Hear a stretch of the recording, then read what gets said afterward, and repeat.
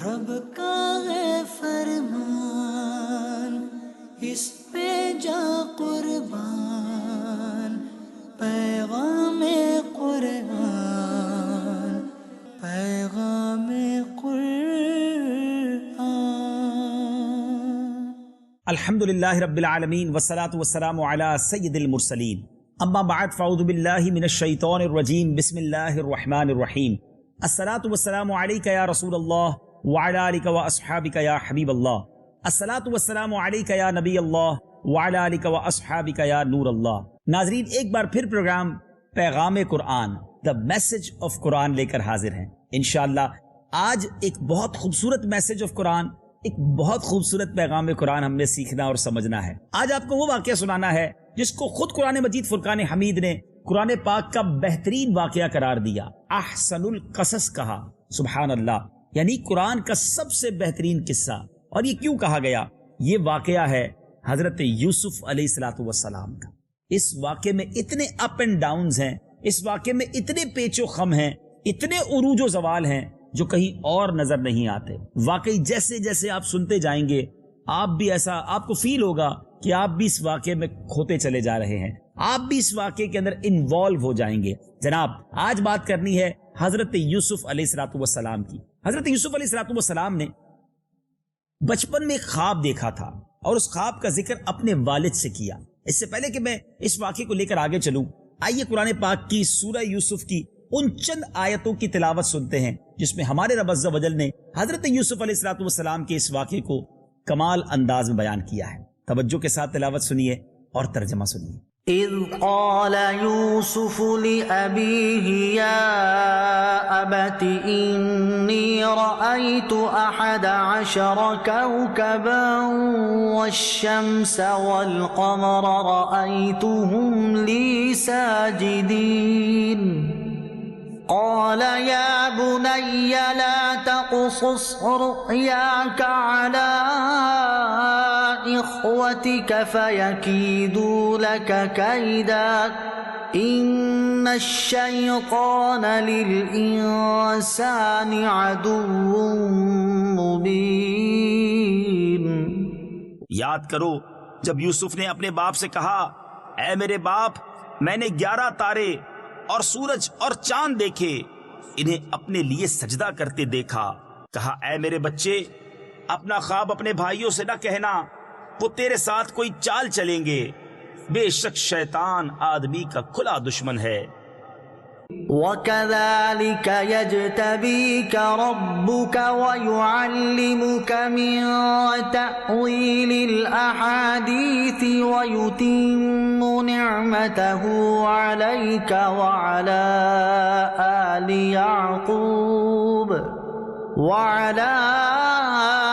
آلِ يَعْقُوبَ كَمَا أَتَمَّهَا عَلَى أَبَوَيْكَ مِن قَبْلُ إِبْرَاهِيمَ وَإِسْحَاقَ إِنَّ رَبَّكَ عَلِيمٌ حَكِيمٌ۔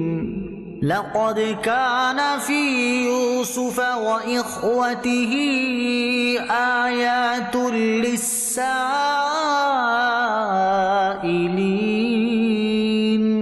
اور اسی طرح تجھے تیرا رب چن لے گا اور تجھے باتوں کا انجام نکالنا سکھائے گا اور تجھ پر اپنی نعمت پوری کرے گا، اور یعقوب کے گھر والوں پر جس طرح تیرے پہلے دونوں باپ دادا ابراہیم اور اسحاق پر پوری کی۔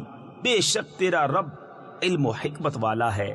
بے شک یوسف اور اس کے بھائیوں میں پوچھنے والوں کے لیے نشانیاں ہیں۔ اذ قالوا ليوسف وأخوه أحب إلى أبينا منا ونحن عصبة إن أبانا لفي ضلال مبين اقتلوا يوسف أو اطرحوه أرضا يخل لكم وجه أبيكم وتكونوا من بعده قوما صالحين۔ جب بولے کہ ضرور یوسف اور اس کا بھائی ہمارے باپ کو ہم سے زیادہ پیارے ہیں اور ہم ایک جماعت ہیں، بے شک ہمارے باپ صراحتاً ان کی محبت میں ڈوبے ہوئے ہیں. یوسف کو مار ڈالو یا کہیں زمین میں پھینک آؤ کہ تمہارے باپ کا منہ صرف تمہاری ہی طرف رہے اور اس کے بعد پھر نیک ہو جانا. قال قائل منهم لا تقتلوا يوسف وألقوه في غيابة الجب يلتقطه بعض السيارة إن كنتم فاعلين. قالوا يا أبانا ما لك لا تأمنا على يوسف وإنا له لناصحون. ان میں ایک کہنے والا بولا یوسف کو مارو نہیں اور اسے اندھے کنویں میں ڈال دو کہ کوئی چلتا اسے آ کر لے جائے اگر تمہیں کرنا ہے. بولے اے ہمارے باپ آپ کو کیا ہوا کہ یوسف کے معاملے میں ہمارا اعتبار نہیں کرتے اور ہم تو اس کے خیر خواہ ہیں. أرسله معنا غدا يرتع ويلعب وإنا له لحافظون. قال إني ليحزنني أن تذهبوا به وأخاف أن يأكله الذئب وأنتم عنه غافلون. کل اسے ہمارے ساتھ بھیج دیجئے کہ میوے کھائے اور کھیلے اور بے شک ہم اس کے نگہبان ہیں. بولا بے شک مجھے رنج دے گا کہ تم اسے لے جاؤ اور ڈرتا ہوں کہ اسے بھیڑیا کھا لے اور تم اس سے بے خبر رہو. قالوا لئن أكله الذئب ونحن عصبة إنا إذا لخاسرون. فلما ذهبوا به وأجمعوا أن يجعلوه في غيابة الجب وأوحينا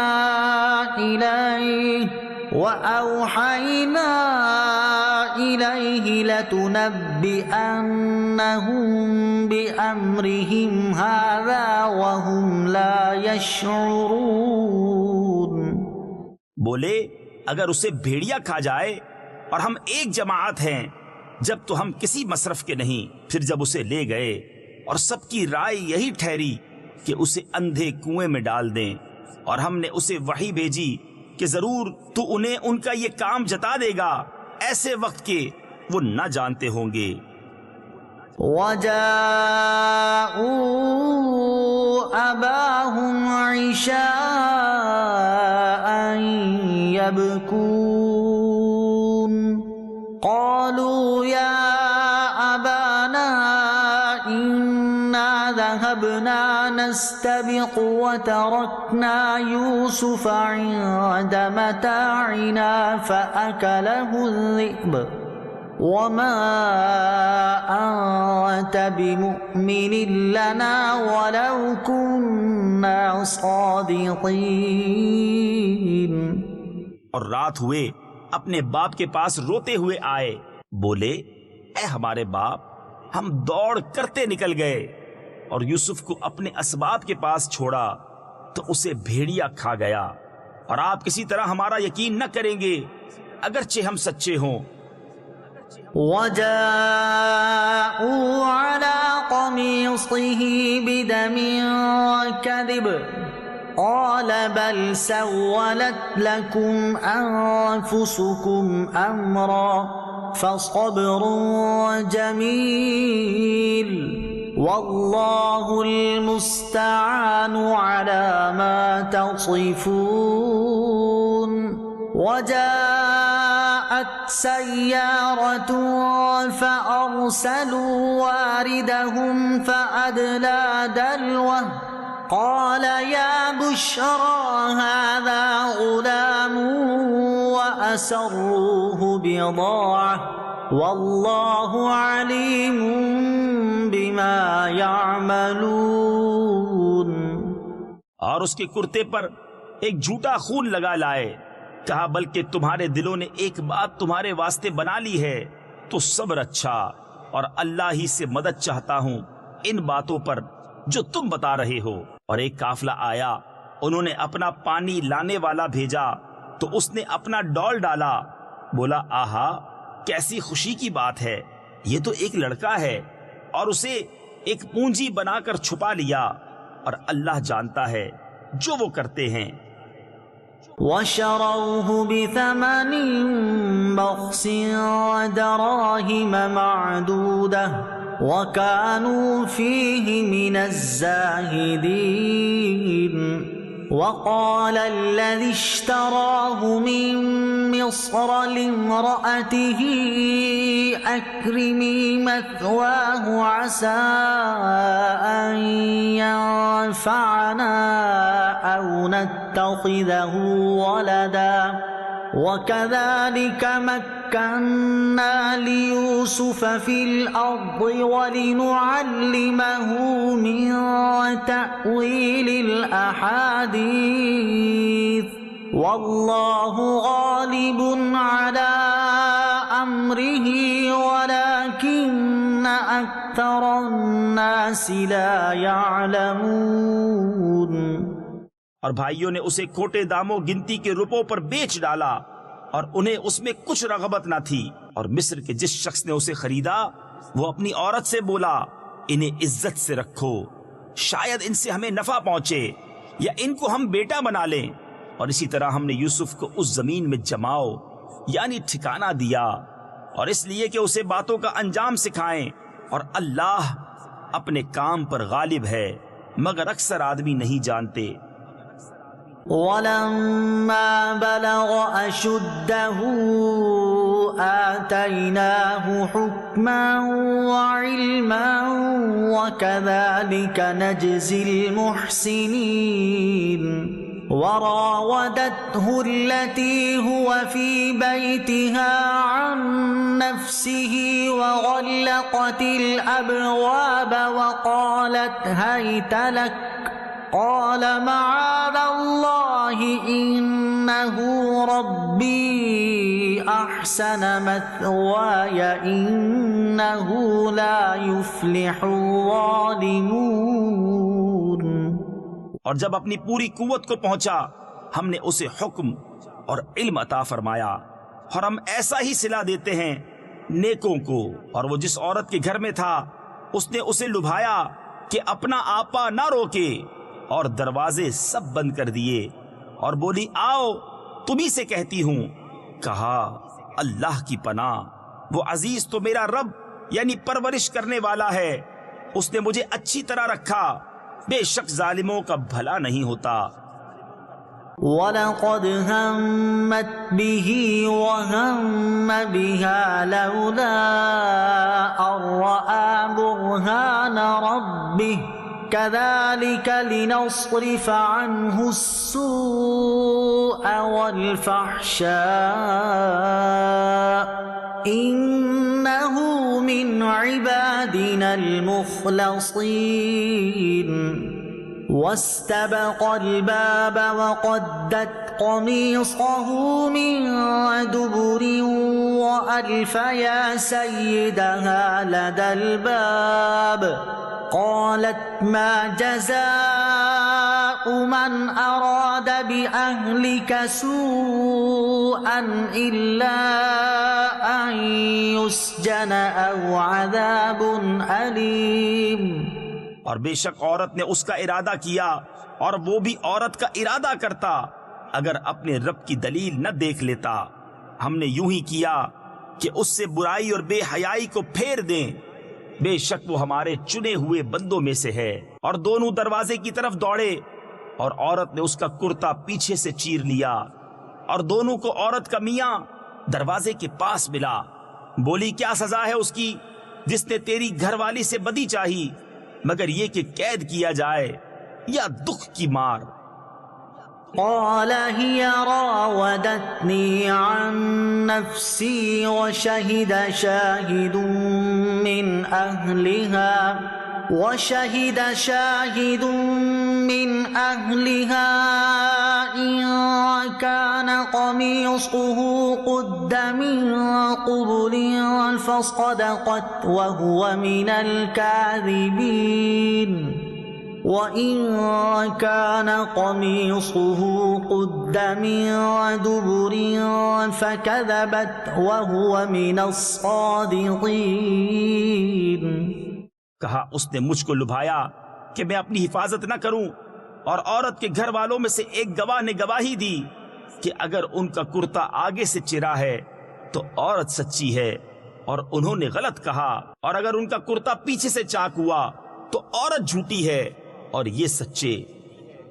فلما رأى قميصه قد من دبر قال إنه من كيدكم إن كيدكن عظيم يوسف أعرض عن هذا واستغفري لذنبك إنك كنت من الخاطئين. اور جب عزیز نے اس کا کرتا پیچھے سے چرا دیکھا بولا بے شک یہ تم عورتوں کا چرتر یعنی فریب ہے، بے شک تمہارا چرتر یعنی فریب بڑا ہے. اے یوسف تم اس کا خیال نہ کرو، اور اے عورت تو اپنے گناہ کی معافی مانگ، بے شک تو خطا واروں میں ہے. اب ناظرین جو یہ آیت ہے اذ قال یوسف لأبیہ یا ابت انی رأیت احد عشر کوکبا کوکبا والشمس والقمر رأیتہم لی ساجدین. کیا ترجمہ ہے ذرا غور سے سنیے. یاد کرو جب یوسف نے اپنے باپ سے کہا اے میرے باپ میں نے 11 ستاروں اور سورج اور چاند کو دیکھا، میں نے انہیں اپنے لیے سجدہ کرتے ہوئے دیکھا. تو حضرت یوسف علیہ السلام کے والد اللہ کے نبی حضرت یعقوب علیہ السلام تھے. انہوں نے کہا کہ بیٹا اس خواب کو اپنے بھائیوں کو بیان نہ کرنا ورنہ تمہارے بھائی حسد کرنے لگ جائیں گے، کہیں تمہیں نقصان نہ پہنچا دے. حضرت یعقوب علیہ السلام نے جو اپنے بیٹے کو جواب دیا وہ بھی قرآن نے کیا خوبصورت انداز میں بیان کیا. چنانچہ قرآن کہتا ہے قال یا بنی لا تقصص رؤیاک علی اخوتک فیکیدوا لک کیدا ان الشیطان للانسان عدو مبین. کیا کہا انہوں نے کہ فرمایا اے میرے بچے اپنا خواب اپنے بھائیوں کے سامنے بیان نہ کرنا ورنہ تمہارے خلاف کوئی سازش کریں گے، بے شک شیطان آدمی کا کھلا دشمن ہے. اوپن اینیمی اس شیطان انہو لکم عدو مبین. کاش یہ ہم سمجھنے میں کامیاب ہو جائیں کہ ہم سب کا سب سے بڑا دشمن شیطان ہے. وہ بھائی بھائی کے درمیان حسد ڈال دیتا ہے، جدائی ڈال دیتا ہے، مسلمان کو برے کاموں کی طرف لگا دیتا ہے. میرا یہ ٹاپک نہیں ہے ورنہ بات قرآن کی یہی اگر ہم سمجھ جائیں کہ ہمارا دشمن کون ہے، ہم نے بچنا کس کے واروں سے ہے. مگر آج ایسا لگتا ہے بدقسمتی سے کہ مسلمانوں نے شیطان ہی سے دوستی لگائی ہوئی ہے، نہ جانے کتنے برے کاموں میں وہ لگا دیتا ہے اور ہم اس کی بات مان لیتے ہیں. بہرحال اب کیا ہوا؟ حضرت یوسف علیہ السلام کی عمر ایک روایت کے مطابق 7 سال تھی. آپ کے بھائی حسد کرنے لگے کیونکہ حضرت یوسف علیہ السلام کے مزید 11 بھائی تھے. سگے بھائی حضرت بنیامین تھے، وہ ایک ہی ماں کے ساتھ اور ایک ہی والد کے یعنی سگے بھائی تھے. اور باقی جو آپ کے 10 بھائی تھے ان کے نام بھی سن لیجئے. وہ ان کی والدہ اور تھی اور ان بھائیوں کے نام یہودا، روبیل، شمعون، لاوی، زبولون، یسجر، دان، نفتائی، جاد، آشر اور پھر یہ 2 بھائی یوسف اور بنیامین. ٹوٹل ملا کے 12 ہوتے ہیں. اب حضرت یوسف علیہ السلام کی بچپن ہی سے چہرے سے نور نکلتا تھا، پیشانی پر نور نبوت چمکتا تھا. آپ کے والد آپ سے بڑی محبت کرتے تھے. تو اب بھائیوں نے سوچا کہ ایسا کرتے ہیں کہ ان کو والد صاحب سے دور لے جاتے ہیں اور کہیں دور پھینک آتے ہیں تاکہ یہ جو والد کی محبت ان کی طرف زیادہ ہے وہ ہمیں مل جائے. اس حسد کے مارے والد صاحب سے اجازت لی کہ ہمیں یوسف کو باہر لے جانے دیا جائے. والد صاحب نے اجازت نہ دی. انہوں نے بڑی ضد کی کہ ہم ٹیک کیئر کریں گے، خیال کریں گے، تکلیف نہیں پہنچائیں گے. بالآخر والد صاحب نے اجازت دے دی. حضرت یوسف علیہ السلام کو وہ لے کر گئے اور ان بھائیوں نے حسد کے مارے اپنے بھائی حضرت یوسف علیہ السلام کو جن کی عمر ابھی 7 سال ہے ایک گہرے کنویں میں پھینک دیا. مگر اللہ کو کچھ اور منظور تھا. جبریل امین کو حکم ہوا اپنے پروں کو بچھا کر انہوں نے حضرت یوسف علیہ السلام کو کنویں میں گرنے سے بچا لیا. اس کنویں میں ایک پتھر تھا وہیں بٹھا دیا, اور حضرت یوسف علیہ السلام پر اللہ تعالیٰ نے ایک ایسا یوں سمجھیے کہ کرم فرمایا کہ اس چھوٹی عمر میں بھی آپ کے دل سے خوف دور ہو گیا, آپ وہاں گھبرائے نہیں. اور ان ظالموں نے کیا کیا کہ انہوں نے حضرت یوسف علیہ السلام کے لباس پر, جس کو نقلی خون کہیں یا کسی جانور کا خون, لگایا اور روتے ہوئے اپنے والد کے پاس آئے کہ بابا جان, حضرت یوسف علیہ السلام کو تو بھیڑیا کھا گیا ہے. اور آپ کا کرتا دکھایا جس میں خون لگا ہوا تھا. حضرت یعقوب علیہ السلام نے جب کرتا اٹھایا تو انہوں نے غلطی یہ کی تھی کہ اس کرتے کو پھاڑ نہ سکے, بالکل صحیح سلامت کرتا تھا. حضرت یعقوب علیہ السلام بڑے جہاندیدہ تھے. آپ نے فرمایا کمال کا بھیڑیا تھا, میرے بیٹے کو تو کھا گیا مگر کرتا صحیح سلامت ہے. بہرحال آپ روتے رہے, صبر کرتے رہے, حضرت یوسف کو یاد کرتے رہے. اب کیا ہوا ناظرین, اس پورے واقعے میں بہت سارے پیچ و خم ہیں.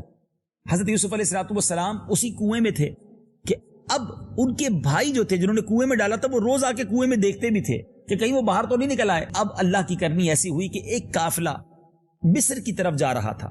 اس قافلے والوں کو پانی کی ضرورت محسوس ہوئی. اس کنویں میں انہوں نے ڈول ڈالا. جیسے ہی ڈول ڈالا حضرت یوسف علیہ السلام نے اس ڈول کو پکڑ لیا. پانی باہر کھینچا گیا تو پانی بھی آیا اور ایک خوبصورت ینگ نوجوان سمجھیے ایک خوبصورت بچہ بھی باہر آیا. دیکھ کر لوگ حیران ہو گئے کہ اللہ نے کتنا خوبصورت حضرت یوسف علیہ السلام کو بنایا تھا. ابھی باتیں ہی ہو رہی تھی کہ بھائی آ گئے, انہوں نے دیکھا کہ یہ تو کنویں سے باہر آ گئے. تو ان قافلے والوں سے انہوں نے کیا کہا کہ یہ ہمارا ایک غلام ہے اور ہم اسے بیچنا چاہتے ہیں, آپ کو بڑے سستے داموں دے دیں گے مگر شرط یہ ہے کہ آپ ان کو بہت دور لے جائیں, واپس نہ آ سکے. وہ لوگ ویسے ہی مصر جا رہے تھے. کنعان سے مصر بہت دور تھا. 20 درہم میں یہ سودا ہو گیا ناظرین. اونلی 20 درہمز اپنے بھائی کو بیچ دیا گیا. حسد انسان کو کہاں تک لے جا سکتا ہے, کاش ہم یہ سمجھنے میں کامیاب ہو جائیں. بہرحال یہ قافلہ مصر پہنچا. حضرت یوسف علیہ السلام کو مصر کے بازار میں غلاموں کی طرح فروخت کرنے کے لیے لایا گیا. اور اب عزیز مصر جو کنگ آف ایجپٹ تھا, جب وہ اس بازار میں آیا, ایک بہت پیارا بہت خوبصورت بچہ اسے نظر آیا. بہت اچھے داموں میں وہ خرید لیا.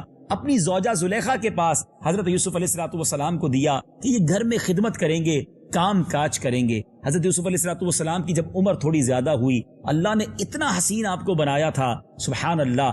یاد رہے کہ اس وقت کائنات میں آپ سے زیادہ حسین کوئی اور نہ تھا, مگر یہ بھی یاد رہے کہ اللہ نے اپنے حبیب علیہ السلام کو, ہم سب کے آقا و مولا صلی اللہ تعالی علیہ وسلم کو حضرت یوسف علیہ السلام سے بھی زیادہ حسین بنایا. بلکہ علماء لکھتے ہیں حضرت یوسف کا حسن میرے آقا کے کل حسن کا جز تھا. سیدی امام حسن رضا خان صاحب کمال کی بات لکھتے ہیں نا, ایسا تجھے خالق نے طرح دار بنایا.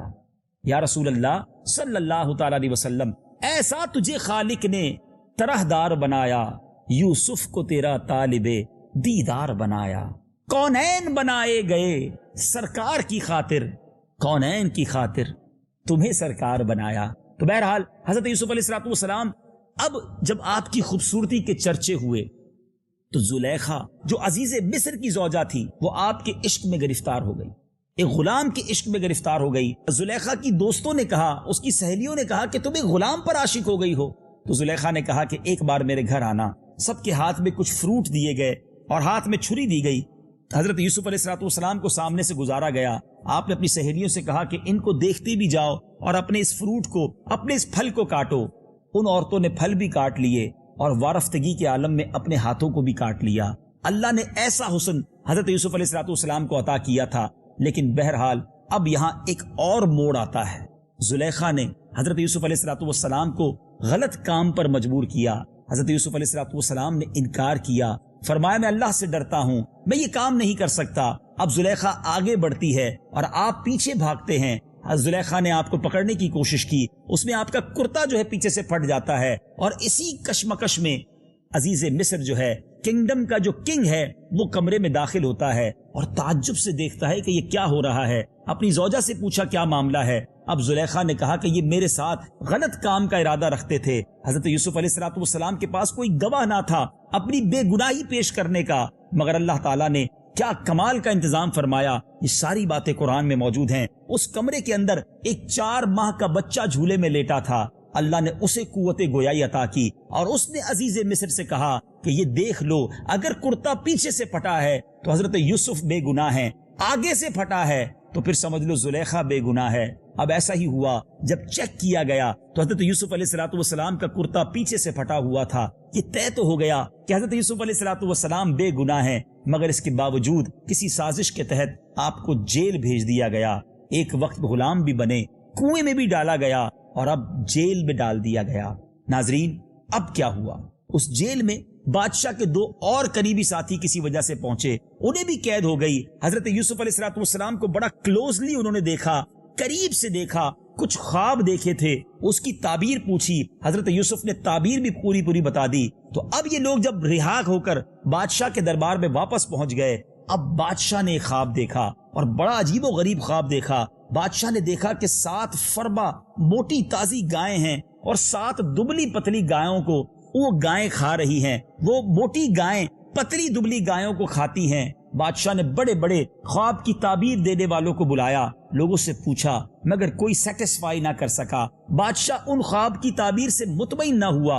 ان لوگوں نے بادشاہ سے کہا جنہوں نے جیل میں وقت گزارا تھا کہ حضور ایک شخص ہے جیل کے اندر جو کمال کی تعبیر بتاتا ہے، آپ کے خواب کی تعبیر وہی بتا سکتا ہے۔ حضرت یوسف علیہ السلام کو کال کیا گیا کہ آپ باہر آ جائیں، آپ کو رہائی دی جاتی ہے۔ آپ نے کہا میں نے ایسے رہائی نہیں لینی، پہلے میری بے گناہی کا اعلان کیا جائے، قصور میرا نہیں تھا۔ بہرحال آپ کو باعزت بری کیا گیا، بادشاہ کے دربار میں آپ آئے اور اب آپ نے جب خواب سنا تو کمال کی تعبیر بتائی۔ آپ نے فرمایا کہ دیکھو 7 سال تک خوب غلہ ہونا ہے، خوب کھیتی باڑی ہونی ہے، تم اناج اگاؤ اور اگلے 7 سال خطرناک قحط نے آنا ہے، دنیا میں کہیں غلہ نہیں ہوگا، کہیں اناج نہیں ہوگا، پہلے 7 سال غلہ اگا کر اسے سٹور کر لو تو اگلے 7 سال زبردست منافع ہوگا۔ اور انہوں نے بادشاہ سے یہ بھی فرمایا کہ ایک کام کرو، یہ سارا نظام میرے ہاتھ میں دے دو، میں اسے مینج کر لوں گا۔ بادشاہ نے اس خوبصورت نوجوان کی بات مان لی اور آپ کو پوری مصر کی سلطنت عطا کر دی۔ کہ اللہ کی شان دیکھیں، آپ نے کچھ عرصے غلامی کی زندگی ضرور گزاری، مگر اب بادشاہ نے سلطنت کی ذمہ داری آپ کے حوالے کر دی، گویا آپ اس وقت کے سب سے بڑے وزیر، اس وقت کے وزیر اعظم بن گئے۔ اور اب ایسا ہی ہوا، 7 سال آپ نے لوگوں کو اس کام پہ لگا دیا، ہر طرف غلہ اگ رہا تھا، کھیتی باڑی ہو رہی تھی اور اناج اسٹاک بھی کیا جا رہا تھا۔ جیسے ہی 7 سال پورے ہوئے، اب پوری دنیا میں قحط آ گیا، کہیں اناج کا دانہ نہیں تھا، دور دور سے لوگ مصر آتے تھے اپنا اناج خریدنے، اپنا مال دے جاتے، اپنی چیزیں بیچ جاتے، اناج کی ضرورت تھی۔ اب اس کہانی میں، اب اس قصے میں ایک اور عجیب موڑ آتا ہے کہ حضرت یوسف علیہ السلام کے جو بھائی تھے کنعان میں، ان کو بھی اناج چاہیے تھا، وہ بھی مصر آئے اپنا اناج خریدنے کے لیے۔ جیسے ہی حضرت یوسف کے دربار میں آئے، حضرت یوسف نے اپنے بھائیوں کو پہچان لیا۔ بھائیوں کے تو وہم و گمان میں نہیں تھا نا کہ جو یہ بادشاہ، یہ جو بڑا وزیر بیٹھا ہے، یہ ہمارا بھائی ہو سکتا ہے۔ حضرت یوسف علیہ السلام نے انہیں غلہ بھی دیا اور اپنے کارندوں سے، اپنے غلاموں سے کہا کہ جو پیسے انہوں نے غلے کے بدلے دیے ہیں وہ بھی ان کے سامان میں ڈال دو۔ حضرت یوسف علیہ السلام نے ان سے سوال کیا تمہارا ایک اور بھائی بھی تو ہے؟ انہوں نے کہا ہاں ہمارا ایک بھائی ہے، اس کا نام بنیامین ہے۔ آپ نے کہا اگلی بار اس کو لے کر آنا، اگر اسے لے کر نہیں آؤ گے تو غلہ نہیں ملے گا۔ یہ لوگ واپس گئے، اپنے اناج کے بورے جب کھولے تو مال اسی کے اندر موجود تھا۔ حضرت والد حضرت یعقوب سے کہا حضور کیسا کمال کا بادشاہ ہے، اناج بھی دیا، پیسے بھی لوٹا دیے، مگر اگلی بار ہمیں بنیامین کو لے جانا ہوگا۔ حضرت یعقوب کہتے میں اپنے دوسرا بیٹا تمہیں نہیں دوں گا، آج تک یوسف کے غم میں مبتلا ہوں۔ آج روتے روتے ان کی بینائی کمزور ہو چکی تھی، مگر جب غلے کی ضرورت پڑی بھائیوں نے پھر والد کی منتیں کی، ہمیں ایک بار موقع دیجئے، اب ہم بنیامین کا خیال رکھیں گے، کوئی تکلیف نہیں پہنچائیں گے۔ بہرحال بڑے عہد و پیمان کے بعد حضرت یعقوب علیہ السلام نے بنیامین کو لے جانے کی اجازت دے دی۔ اب یہ بنیامین کو لے کر جب حضرت یوسف علیہ السلام کے دربار میں آتے ہیں، پھر غلہ لینے آتے ہیں، حضرت یوسف علیہ السلام نے بنیامین کو اپنے ساتھ بٹھا لیا اور کان میں بتا دیا کہ میں ہی تمہارا بھائی یوسف ہوں۔ اور اب ان لوگوں سے کہا کہ جاؤ اپنا غلہ لے جاؤ اور والد گرامی کو لے کر آؤ، اپنے والد کو لے کر آؤ۔ وہ رونے لگ گئے کہ حضور ہم نے پہلے بھائی کے ساتھ بھی بہت غلط کیا ہے، اگر دوسرے کو واپس نہیں لے جائیں گے تو والد صاحب تو رو رو کر ہلکان ہو جائیں گے، پہلے ہی چھوٹے بھائی کے غم میں وہ بہت روتے ہیں، ان کی بینائی کمزور ہو گئی ہے۔ حضرت یوسف علیہ السلام نے جب یہ سنا تو اپنا کرتا حضرت حضرت یعقوب علیہ الصلوۃ والسلام کے لیے اپنے بھائی کو دیا کہ جاؤ یہ کرتا ان کی آنکھوں پر ڈال دینا اور سنو میں ہی تمہارا بھائی یوسف ہوں۔ اللہ اکبر، جب ان بھائیوں نے یہ سننا تھا تو ان کی تو جس کو کہتے ہیں نا شاکڈ کیفیت میں آ گئے، آنکھیں پھٹی کی پھٹی رہ گئی کہ وہ بھائی جس کے ساتھ ہم نے ایسا سلوک کیا تھا آج وہ بادشاہ بننے کے بعد ہمیں سزا نہیں دے رہا، ہمیں پنش نہیں کر رہا، بلکہ ہم پر آج بھی کرم نوازیاں کر رہا ہے۔ خوشی کے عالم میں آپ کا ایک بھائی جس کا نام یہودا تھا وہ دوڑتا ہوا بہت لمبا سفر کر کے بغیر رکے وہ حضرت یعقوب علیہ الصلوۃ والسلام کے پاس پہنچا۔ ان کا کرتا جب ان کی آنکھوں پہ ڈالا گیا آپ کی آنکھیں روشن ہو گئی۔ آپ نے کہا میں اپنے بیٹے یوسف کی خوشبو سن رہا ہوں، مجھے اپنے بیٹے یوسف کی خوشبو آ رہی ہے۔ بہرحال اب بڑے احترام کے ساتھ بڑی عزت کے ساتھ حضرت یعقوب علیہ الصلوۃ والسلام مصر آتے ہیں۔ حضرت یوسف علیہ الصلوۃ والسلام کی والدہ بھی ساتھ آتی ہیں اور سبحان اللہ وہ منظر کائنات نے دیکھا کہ آپ نے اپنے والد گرامی کا کس پیارے انداز میں شاہانہ انداز میں ہزاروں کے لشکر کے ذریعے بارڈر آف مصر پر جا کر استقبال کیا۔ باپ بیٹے کی ملاقات کئی سالوں بعد ہوئی، گلے مل کر رونے لگے اور پھر اس شاہی قافلے کو محل میں لایا گیا۔ حضرت یوسف علیہ الصلوۃ والسلام نے اپنے والد کو، اپنی والدہ کو اور اپنے بھائیوں کو اپنے قریب بٹھایا، سبحان اللہ بڑا احترام دیا۔ اور اب کمال یہ ہوا ناظرین کہ ان سب نے حضرت یوسف علیہ الصلوۃ والسلام کو وہاں سجدہ کیا۔ یاد ہوگا آپ کو اس پروگرام کے شروع میں نے بیان کیا تھا کہ آپ نے خواب دیکھا تھا اور وہ خواب یہ تھا کہ 11 ستارے، چاند اور سورج مجھے سجدہ کر رہے ہیں۔ اس خواب کی تعبیر اب پوری ہو رہی ہے۔ 11 بھائی ہیں، والد اور والدہ سب حضرت یوسف کو سجدہ کرتے ہیں۔ یاد رہے ناظرین میرے آقا علیہ الصلوۃ والسلام کے دور سے پہلے تعظیم کا سجدہ الاؤ تھا، لوگ تعظیم میں کسی کو سجدہ کر سکتے تھے، عبادت کا سجدہ تو کبھی بھی اسلام میں جائز نہ رہا اور وہ کفر ہے۔ مگر نبی پاک علیہ الصلوۃ والسلام نے دنیا میں تشریف لا کر یہ اعلان کر دیا کہ آج کے بعد تعظیمی سجدہ بھی کوئی کسی کو نہیں کر سکتا۔ وہ فرمان آپ کو یاد ہوگا کہ نبی پاک نے کچھ اس طرح فرمایا کہ اگر کسی کو سجدہ کرنے کی اجازت ہوتی تو میں زوجہ کو کہتا، عورت کو کہتا کہ وہ اپنے شوہر کو سجدہ کرے۔ بہرحال ناظرین یہ قرآن کا ایک ایسا امیزنگ واقعہ ہے، اس میں اتنے اپ اینڈ ڈاؤنز ہیں، میں نے بہت شارٹ ٹائم میں بڑا سمرائز کر کے آپ کے سامنے یہ واقعہ بیان کیا ہے، مگر میں آپ کو دعوت ضرور دوں گا کہ اس واقعے کو قرآن کی تفسیر میں جا کر خود پڑھیں اور پڑھ کر ایمان تازہ کریں۔ قرآن پاک کے 12ویں پارے میں سورہ یوسف موجود ہے، ضرور پڑھیے، اس کی تفصیل پڑھیے اور ایمان تازہ کیجیے۔ اب آتے ہیں میسج کی طرف۔ اس واقعے سے ویسے تو بڑے میسج ملتے ہیں کہ حسد کتنی بری بلا ہے، اپنے آپ کو حسد سے بچائیے۔ اگر کسی بھائی کو، کسی دوست کو کوئی نعمت مل رہی ہے تو دل میں برا نہ جانیں، اللہ سے کہیں یا اللہ اسے اور ترقی دے، مجھے بھی ترقی دے۔ لیکن آج بدقسمتی سے ہمارے کسی کلوز فرینڈ، ہمارے کسی فیملی ممبر کو ترقی ملتی ہے تو دوسرے کو تکلیف ہونا شروع ہو جاتی ہے۔ حسد پھر اور کس شے کا نام ہے؟ حدیث پاک کا مضمون ہے حسد نیکیوں کو اس طرح کھا جاتا ہے جس طرح آگ لکڑیوں کو کھا جاتی ہے۔ ناظرین اسی طرح اس واقعے سے ایک اور سبق مل رہا ہے کہ انسان کے ساتھ جب کوئی برا کرے نا اور آپ کو موقع ملے بدلہ لینے کا، اللہ کی رضا کے لیے معاف کر دیں۔ سبحان اللہ سبحان اللہ، کمال کی سیرت ہے حضرت یوسف علیہ الصلوۃ والسلام کی کہ جن بھائیوں نے آپ کو کنویں میں ڈال دیا، جن بھائیوں نے آپ کو بیچ دیا، اپنے والد سے دور کر دیا، مگر جب آپ کو بادشاہت ملی تو آپ نے بھائیوں کے ساتھ کیا سلوک کیا؟ معاف کر دیا، درگزر کر دیا، عزتیں دی۔ اے کاش اللہ کے اس نبی کی سیرت سے ہم یہ پہلو، یہ بات سیکھنے میں کامیاب ہو جائیں۔ آج تو انسان کہتا ہے نہیں جناب میں بدلہ لوں گا، میں بتاؤں گا میں کون ہوں، ٹٹ فار ٹٹ، جیسے کو تیسا، اینٹ کا جواب پتھر سے دینا چاہیے جناب، بدلہ نہیں لیں گے تو لوگ کیا کہیں گے؟ نہیں ناظرین، اللہ کے لیے معاف کر دینا یہ بڑے لوگوں کا کام ہے۔ میں آخر میں آپ کو ایک حدیث پاک سنانا چاہتا ہوں۔ میرے آقا مدینے والے مصطفیٰ صلی اللہ تعالی علیہ وسلم فرماتے پہلوان وہ نہیں جو کسی کو غصے کے وقت پچھاڑ دے، پہلوان وہ ہے جو غصے کے وقت اپنے آپ پر قابو رکھے۔ کاش میں اور آپ معاف کرنے والے بن جائیں اور اس نیت سے معاف کریں کہ اے اللہ میں تیرے بندوں کو معاف کر رہا ہوں، اے رب کریم تو بھی مجھے معاف کر دے۔ ناظرین اس سے پہلے کہ اس سلسلے کو ہم اختتام کی طرف لے جائیں، ایک بات سمجھنی بہت ضروری ہے۔ حضرت یوسف علیہ الصلوۃ والسلام کے جن بھائیوں نے اس زمانے میں حضرت یوسف علیہ الصلوۃ والسلام کے ساتھ برا کیا، حسد کیا، اور زلیخا نے جس طرح آپ کے ساتھ جو کام کیا یا اٹیمپٹ کیا، یقیناً یہ اس وقت تو یہ کام غلط تھے، مگر ان سب نے بعد میں توبہ کر لی۔ حضرت یوسف علیہ الصلوۃ والسلام نے انہیں معاف کر دیا۔ زلیخا نے بعد میں حضرت یوسف علیہ الصلوۃ والسلام سے شادی بھی کر لی۔ جو بھی شرعی معاملات تھے وہ پورے کرنے کے بعد حضرت یوسف علیہ الصلوۃ والسلام کی وہ نکاح میں آ گئی۔